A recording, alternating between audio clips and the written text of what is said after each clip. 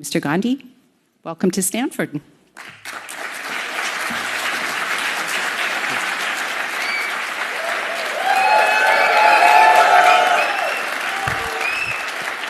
you like the podium? Would you like to address from the podium? Yeah. Go straight there? No, please. Okay. Once you make your comments, we can have a conversation. Do you want to say something or just Please, go ahead.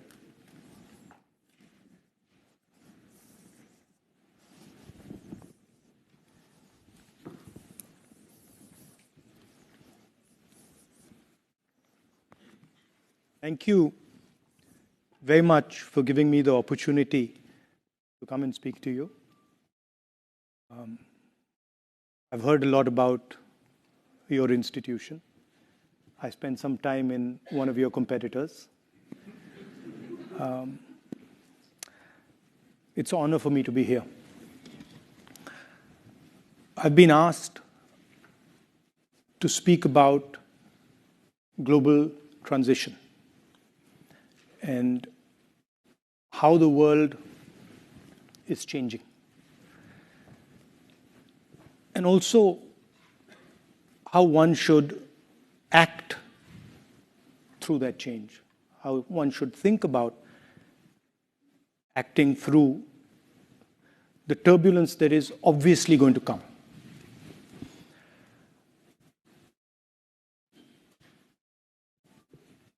I heard in the introduction that I was a member of parliament until a few months ago. I don't think when I joined politics, 2004, I ever imagined what I see going on in our country. It was way outside anything that I had ever imagined. To be the first person to get a full criminal sentence on defamation, to get the maximum sentence and to be disqualified from parliament.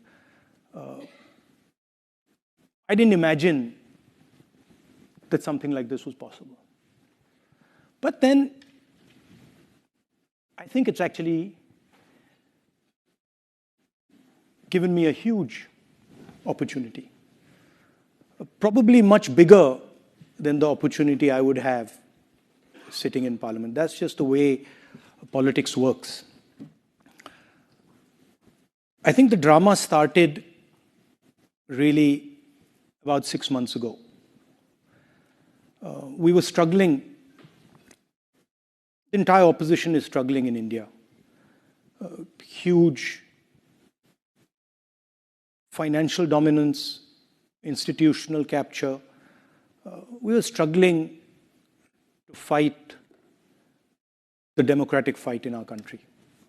And we decided none of the systems were working. Democracy isn't just about an opposition party. It's about a set of institutions that support the opposition party. And those institutions were either captured, certainly weren't playing the role that they're supposed to play. And so we decided to do something quite strange. We just decided to walk across the country. And we never imagined for a second what would happen when we walked across the country. What would happen not just politically, not in terms of the type of response we got, but what would happen to us when we walked across our country. All of us. Started with about 125 people, and it fundamentally transformed the way we think about our country, about our people, about politics, about what is important. A lot of people ask me, what's the lesson you've learned from this? And For a long time, I couldn't quite say what it was. I couldn't answer. I'd say, I've picked up so much information overload, I can't really tell you what this has done.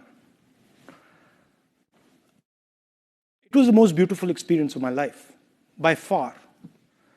It was very painful. I had a knee problem. It's one of those things you get up and you say, okay, we're going to walk 4,000 kilometers. So, at some level, it's a crazy thing to even conceptualize. And I thought that would be, I'm reasonably fit. I thought shouldn't be too difficult. I calculated in my mind, I said, well, what's it going to be? It's going to be 25 kilometers a day. No big deal. And then I had a knee problem. And then the whole thing, the way life works, everything just transformed itself.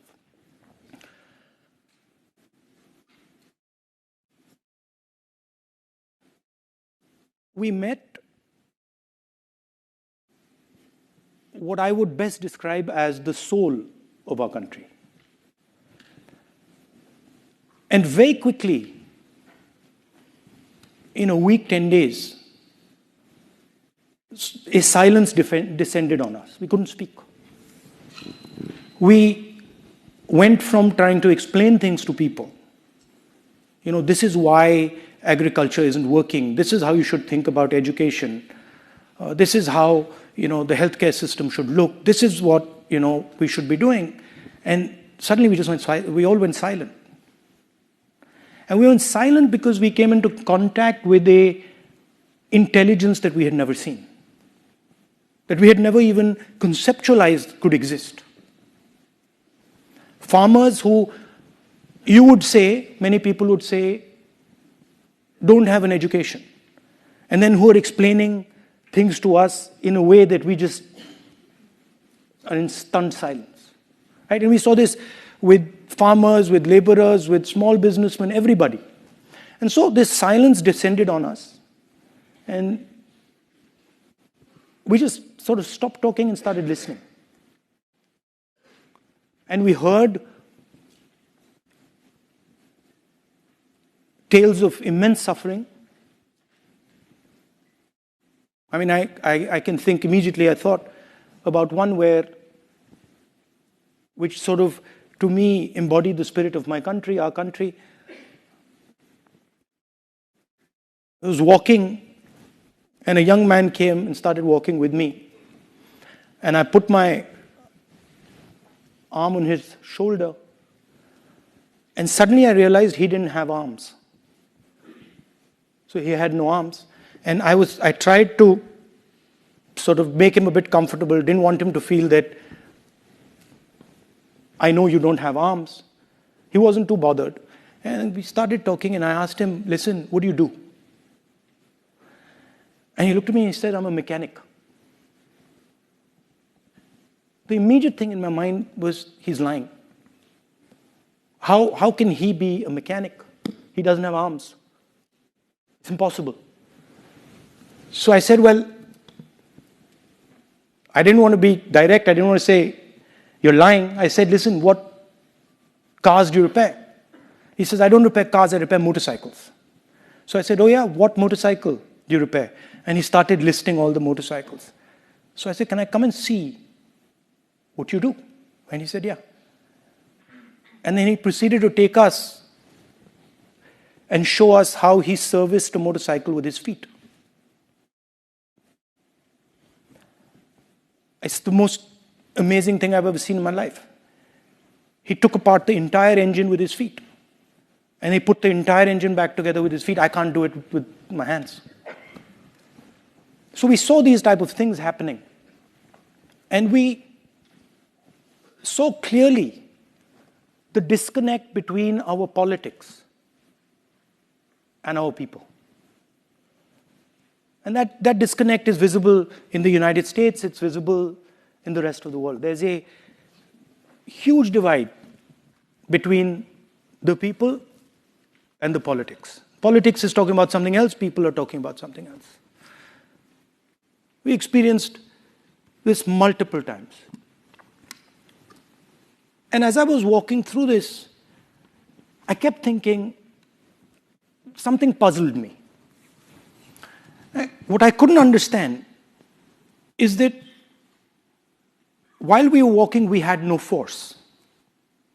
Force was completely on the other side. The other side had police, they had the institutions, they had the media, they had social media, they had everything. And here was this group of people. In a few weeks, it became thousands and then millions, just walking. And all the force at the disposal of the government of India could do nothing. And the more they tried to apply force, the less it worked. And so this puzzled me. I was like, how come they have all the force, they have all the systems, and nothing's happening? Why, for example, are they just not physically stopping us? And this was a question that just kept rotating in my mind. I'm like, why is it that they have the force, but they don't have power? And I realized that force and power are two completely different things. Most people, politicians in particular, confuse force and power, and they think they're the same thing. They're not the same thing. They're completely different things. Power is an act of imagination. Power is in the present. It is not linear. And power comes when you go close to the truth. The reason we could not be stopped by force is because we were weaving around near the truth. And what was really interesting to me was it didn't matter how much force the other side had. They simply could not transfer that force into power. And they kept saying to us, people would ask us, so when are you going to stop? We're like, we're not going to stop, we're going all the way to Kashmir. No, you're not going to be able to go to Kashmir. They told me in Kashmir that, look, if you walk the last 4 days, you're going to get killed. They're going to throw hand grenades on you. I was like, fine, no problem, let them do it. Right? I want to see the person who throws a hand grenade on me. And the security guys, the people from the establishment there, I could see in their face that they just couldn't understand what I was saying. Right? So, this distinction in your life, in your work, is very important. It doesn't matter how much force the other person has. You can still have power. And it is determined by how close you are and how precise you are with regards to the truth. Now, you can see these moments. Mine was a very small one. You can see these moments of power versus truth in history. Big ones. Example, my leader, Mahatma Gandhi, fought the entire British Empire. He had no force. They had all the force, all the structures, the army, everything didn't matter. Right? The Declaration of Independence here in the United States, again, a moment of power, a moment of truth. Doesn't matter how much force the other person has. So why am I telling you this? Why am I making this distinction between power and force? And what does it have to do with the transition that we're facing? Well, the transition we are facing, there are three transitions. There is a revolution in mobility. There is a revolution in the energy system. And there's a revolution in connectivity, what we call AI and data. These are the three revolutions that are taking place. And they're going to affect everything. The last time we had a similar transition, a transition of energy, a transition of mobility, we had 2 world wars, right? And it's in times like that, of great uncertainty, of turbulence, that you need acts of imagination. While I was coming here to Stanford University, I was thinking about it.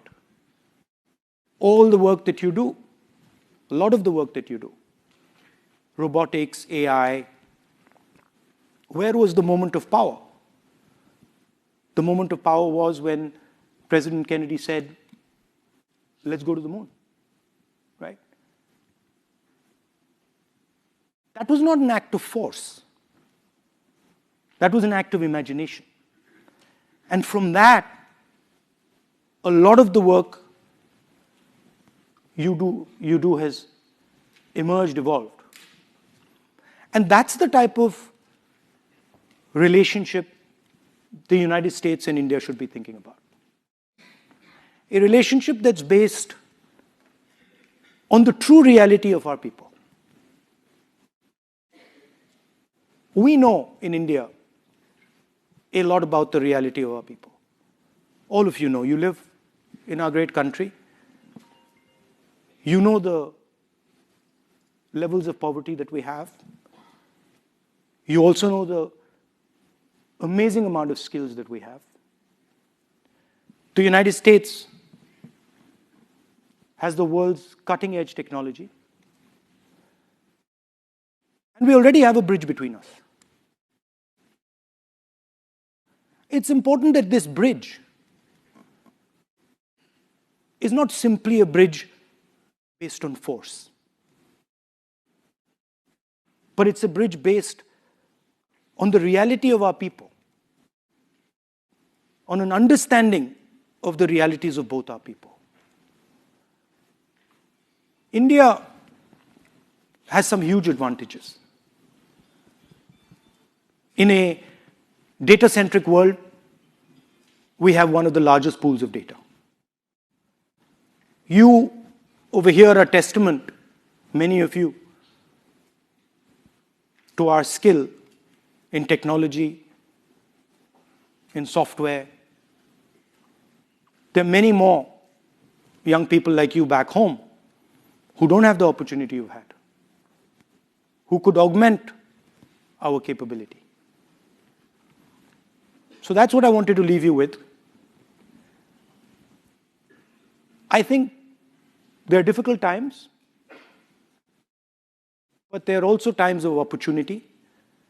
I think there are times when acts of imagination, as I called it, acts of true power, will resonate and can transform the way we think of ourselves.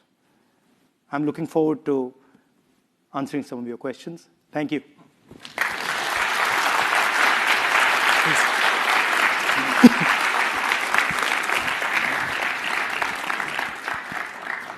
Thank you very much. Thank you for coming to Stanford. Thank you for being such an ardent and passionate supporter of the US-India relationship. It's great to have you here. Wanted to start by asking you something, since you spoke about the yatra, about this disconnect between politics and people. I imagine you're not planning on walking every year or every few months across India to gather information. No, it's not a bad thing. Perhaps. I mean, every year is difficult. Probably not possible. But I think a little bit of movement's not a bad thing. Fair enough. That's a good point. But somehow, in a democracy, we expect this to be institutionalized in some way, right? Same as in the US. As you said, we have a disconnect, it sometimes feels like, between what our people want and what our politicians say or what our politics are all about. I think the disconnect has a lot to do with concentration of wealth and sort of the inequality in society, and also the political system not being able to catch up with the social media and the technology. So there's a little bit of lag between the political system and the technological progress. And I think democracies are struggling with that. Yeah. Even though this is a point in time where technology is supposed to be connecting us like never before, what you're saying is that these institutions, sometimes it lags a little bit behind. Yeah. I mean, the systems are not, the systems are not designed for this level of connectivity. And so I think a little bit of evolution in the systems is going to take some time, but it'll happen. Yeah. And what about social media generally? We're in the land of big tech right now. What role can technology play in trying to understand, perhaps bridge that divide, or do you think it's just fundamentally on these institutions, the governance structures? I mean, it creates an asymmetry in information. So, for example, in our case, the government has information that the opposition just doesn't have. Right? And that can be used politically. So that's one aspect of it. The second is it clusters people together and sort of creates silos where these silos have their own sort of belief structure and they're separated from other people. So paradoxically it reduces the conversation. You would think that more connectivity would simply increase the conversation. It's not necessarily the case. And so then it becomes important for politicians such as yourself to beat the dirt and walk on the... Yeah, and it's surprising, it was very surprising to me how effective and powerful it is. Because when you do that, the social media system, the press system actually doesn't have a choice anymore. Because their attention gets captured. So even if they want to move the attention, a act like walking across the country just fixates the attention. I think I understood the sort of Gandhi's Salt March much better, because I suspect at that time also, with radio and with these technological changes, they were facing similar problems. And I think that idea of walking across the country forces people to say, okay, so what's going on there? And then the thing starts to work. That makes sense. Just turning to the purpose of your visit, US-India relations, what would you say is the current status of how our two countries work together? I think there's a lot of good work that has been done from the 90s. But as I was saying, I don't see the acts of imagination. I think it's more of the same. But I don't see sort of the crystallization of a vision. I don't see an alternative to, for example, the Belt and Road. Right?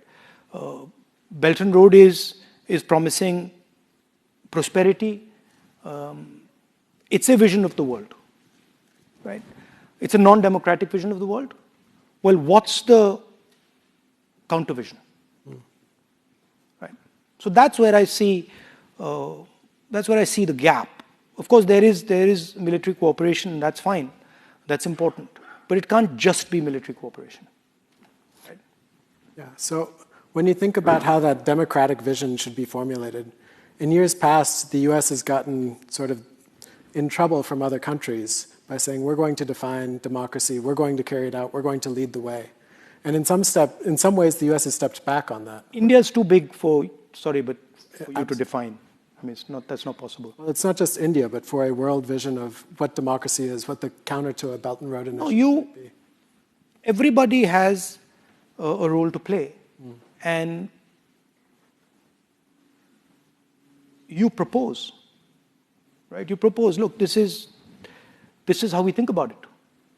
And then others say, well, actually, we don't agree with that. We agree with that. Right? So I don't see that. I don't see that on the table. How do you compete with the production engine of the Chinese? Right? What does that look like? What does a democratic production system look like? Right? Because if you look at what has happened in the West and in India, we seem to have given up on manufacturing. Right? That's just something that the West certainly doesn't do. Now, of course, there's a conversation here in the United States about redoing it. But how do you do that in a democratic structure? What does that look like? Those are the type of things that I think need to be discussed. Because I see it quite clearly that there are two models on the table. Right? There is a authoritarian model, and then there's a democratic model. Right? And the authoritarian model has got a handle on production. Right? So production in a democratic environment has to be conceptualized and actioned. And I think India has a central role in that. So what would that look like? I'm clearly not as familiar with India as you are, but when I work with young adults, I hear from them the same thing. I want a government job. They're not saying I want to work in a factory, right? Their aspirations are in some sense misaligned to the vision of manufacturing. So that's the mindset change that has to be brought about, right? India has large number of skill clusters. In every district, there's a skill cluster, right? But we're not connecting that cluster with finance. We're not connecting that cluster with technology. We're not nurturing the ability to manufacture. By manufacturing, I don't necessarily mean massive factories the way China does. You could have small and medium factories. You could have technology-intensive factories. But at least get on with the business of production. It'll probably look very different in India than it looks in China. It'll probably be much more decentralized. So those things will emerge once you start discussing a potential vision. I also think that neither the United States nor India can do it alone. I think there's a synergy between our two countries that is required for it to happen. What would that take on? What could the US offer to India or vice versa that you would like to see? I mean, India, of course, as I said, has it's what Saudi Arabia is to oil, India is to data. Right? With China, we have the single biggest data pool on the planet. So that's a huge asset that we bring to the table. We have these youngsters who are here, and millions of them back home who understand how to manipulate that data, who understand how to conceptualize production. So we have that. We also have a population that is more than ready to work very hard. So that's what we have. So when I listen you have technology. You have Silicon Valley. So these two things need to be brought together, but it needs to be a vision, right? And you need to start actioning it. So when I hear people from the opposition party coming out here, they talk about the same sorts of things. India needs to make more in India. Manufacturing needs to take off. The US and India need to work together towards this vision. How would you say you differentiate yourself from the ruling power in this dimension? I have a completely different concept of India. I don't see India the way they do. They see India as a top-down, centralized system.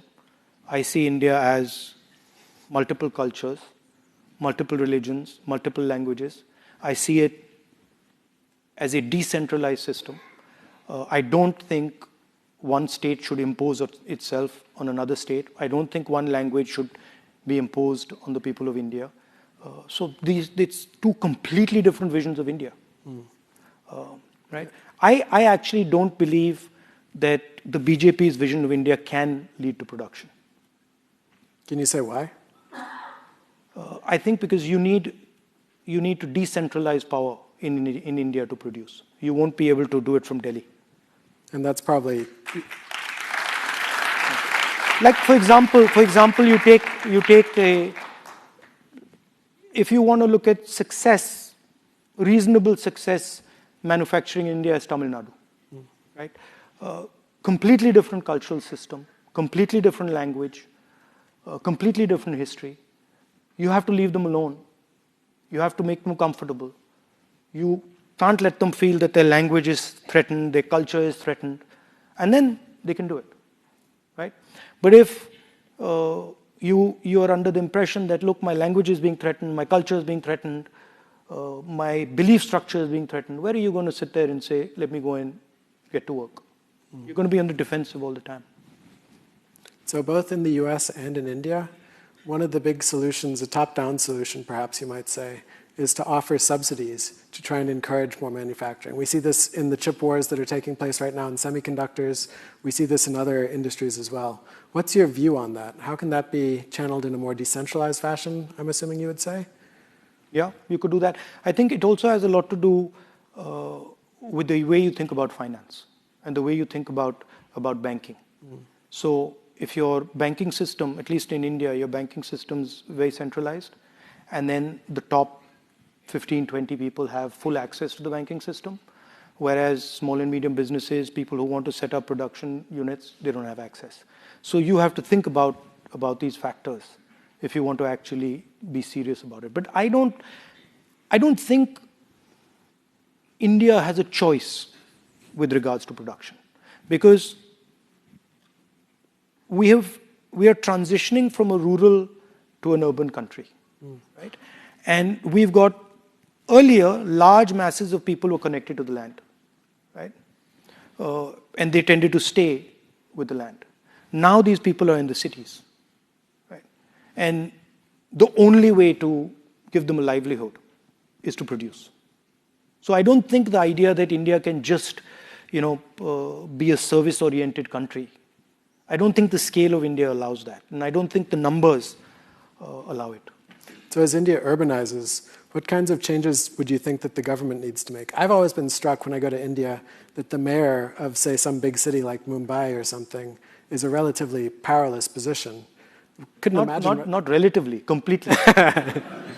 Right? So these are the type of things that you need to change, right? The ability to impose local taxes. Right? It's a completely different system than the one we have right now.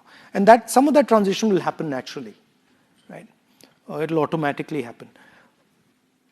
When we were in the UPA, we conceptualized providing a safety floor. So our idea was people are moving from the rural area to the urban area. This is a difficult transition. It's unsafe.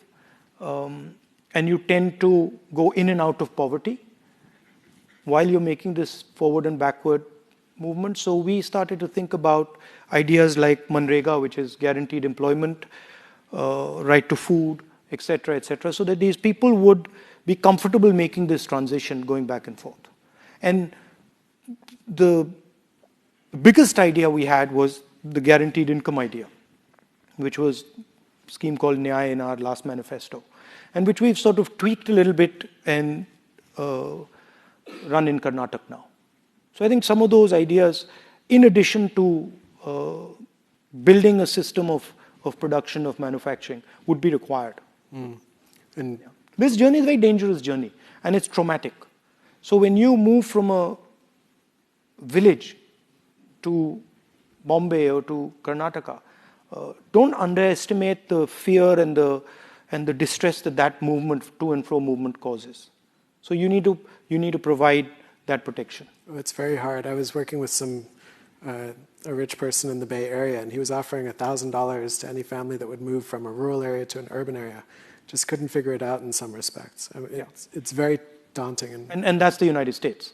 That's also true in the U.S. So I mean, This in is the India. United States, it's much simpler.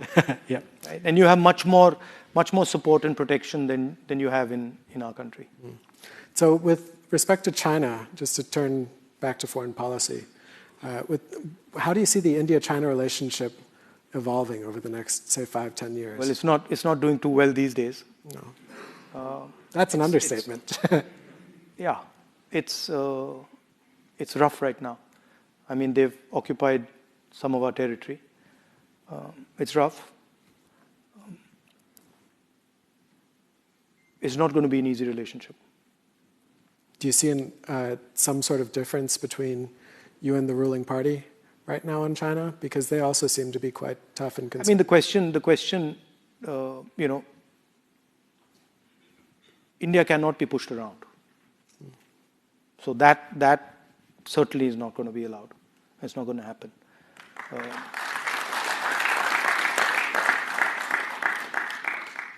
But they are our neighbor, and we have a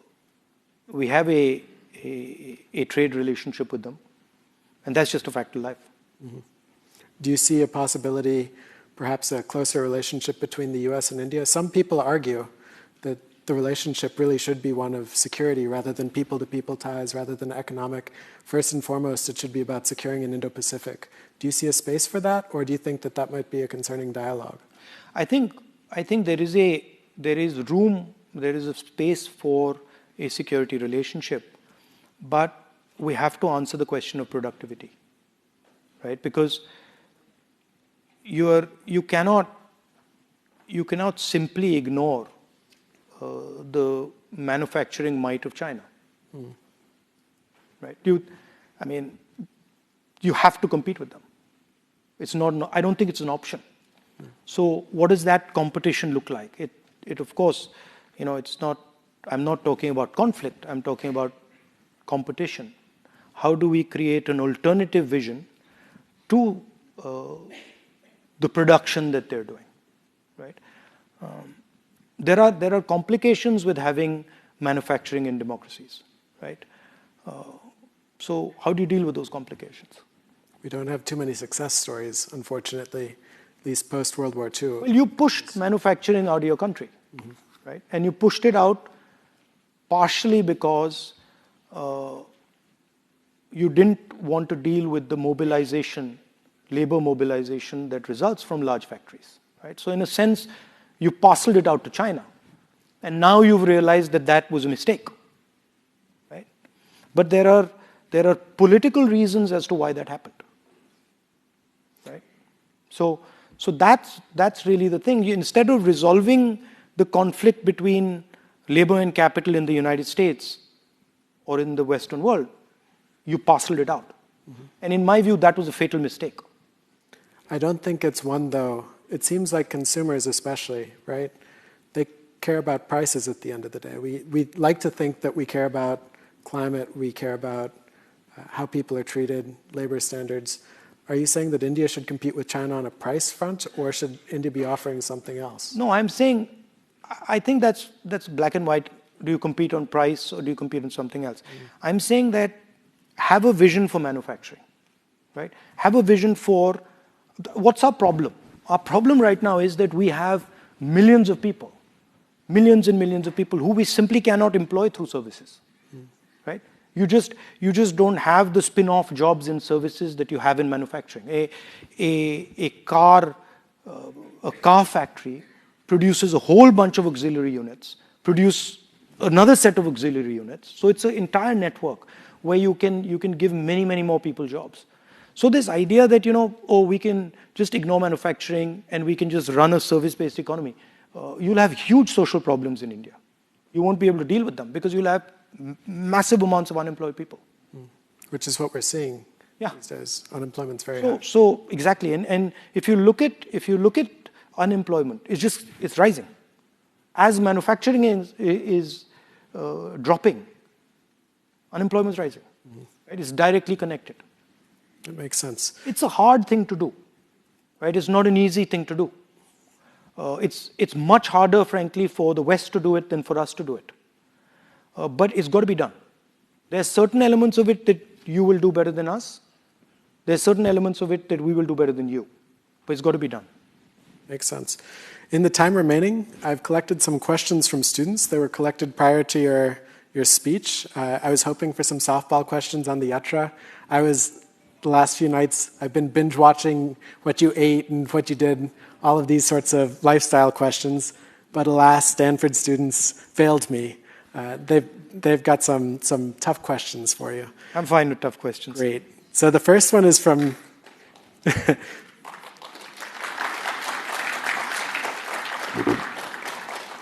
First one is from Devansh Sharma. He's a computer science class of 2024 student. He asks, do you support India's neutral stance on the Russia-Ukraine war? No, by the way, that's not a tough question. That's an easy question. Look, we have a relationship with Russia. We've had a relationship with Russia, and we have certain dependencies on Russia. So I would have a very similar stance as the government of India. I mean, it might not be popular here, but it is what it is. Look, at the end of the day, we have to also look out for our interest. But don't you see a role, I mean, if you've got your interests tied so closely to Russia, over time evolving those interests so that India can stand up on its own 2 feet to a certain extent, a little bit more? I mean, yes, but India's a big enough country whereby it generally will have relationships with other countries. It's not so small that it can just say, okay, we're just going to have a relationship with you and with nobody else. It's actually difficult for us to do.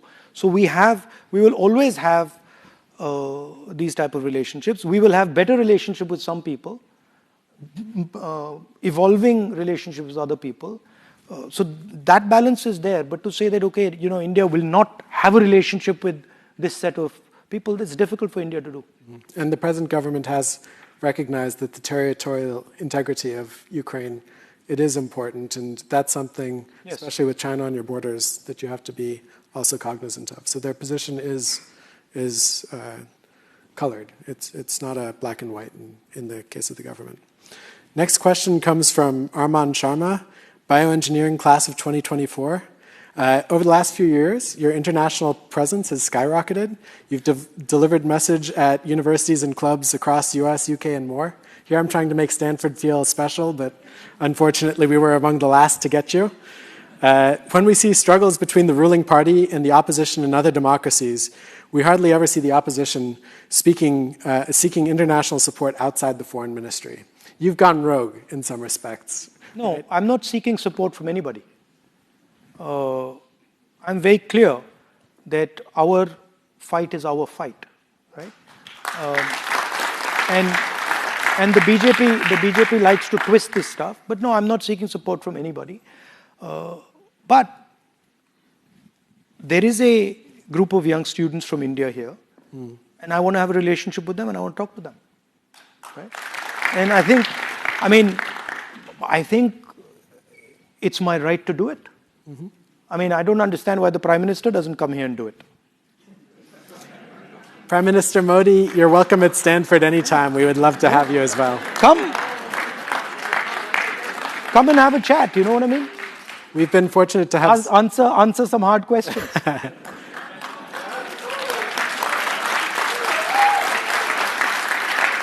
Look, it's important, I'll tell you something.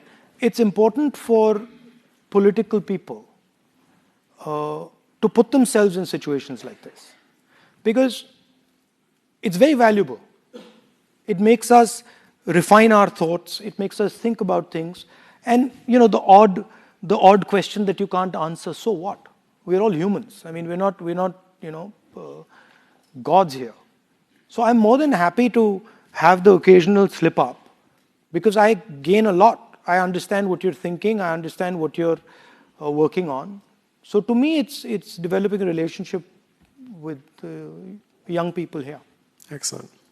We've had a number of BJP politicians come through, and unfortunately for us, not Prime Minister Modi yet. Let me ask one other question, and this is from Reina Bhatia, Bioengineering and International Relations student, class of 2025. So your party has been in opposition for 9 years now, and not surprisingly, you've made a number of complaints about how the opposition is excluded from decision-making. Say Congress comes back to power, what protections and rights do you think you would extend to the opposition? How would you rebuild I think our record is very clear. You can see the record of the UPA government. We didn't do any of this stuff. We were not threatening the opposition. We were not putting cases in the opposition. It's just not something we do. So this is a new style of politics that has come into India, and we certainly don't believe in it. So is it just a political thing, though, or would you institutionalize some protections? I mean, there are institutionalized protections which have been torn apart, right? So yes, it would be strengthening those protections. It would be strengthening the institutional framework. But what is going on back home is not normal. It's not something that has been done even by the BJP before. And do you see parallels? This isn't just an India-specific story. When you read the papers, you hear about declines in democracy. Even in this country, many people talk about declines in democracy. I think, as I said earlier, it's a combination of dramatic increase in connectivity and concentration of power. Well, thank you very much. This has been very illuminating. Please come back to Stanford many times. We really appreciate it. Thanks. Good job. Thank you.